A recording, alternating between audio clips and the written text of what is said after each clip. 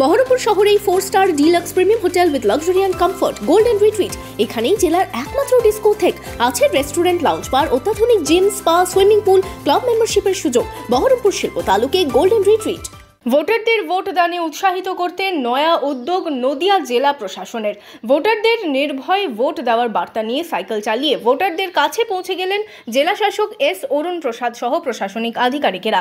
বুধবার সকালে কৃষ্ণনগরে প্রশাসনিক ভবন থেকে সাইকেল চালিয়ে স্বরূপগঞ্জ ঘাট পর্যন্ত যান জেলা শাসক সহ প্রশাসনিক আধিকারিকেরা।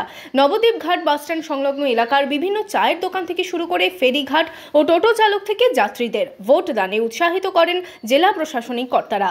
এর পাশাপাশি স্বরূপগঞ্জ ঘাট থেকে জলপথে নৌকোয় লোকশিল্পীদের নিয়ে মায়াপুর ঘাটে যান এবং ভাগীরথী ও জলঙ্গির নদীর তীরবর্তী ভোটারদের উৎসাহিত করেন তারা।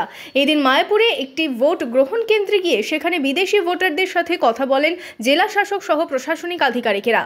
সিস্টেম্যাটিক ভোটার এডুকেশন আর ইলেকটোরাল পার্টিসিপেশনের জন্য আমরা বিভিন্ন অ্যাক্টিভিটি করেছি।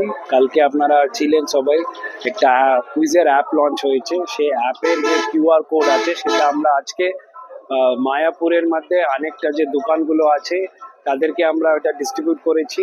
যারা প্রথমবার ভোটাধিকারটা প্রয়োজন করতে চলেছে তাদেরকে কিন্তু আমরা আমাদের যে ভোট পদ্ধতিগুলো নিয়ে আমরা তাদেরকে সচেতন করেছি। দিনভর নতুন ভোটার থেকে অন্যান্য ভোটারদের ভোটদান নিয়ে সচেতন করতে দেখা গেল প্রশাসনিক কর্মকর্তাদের। Bureau report, Madhyabanga news.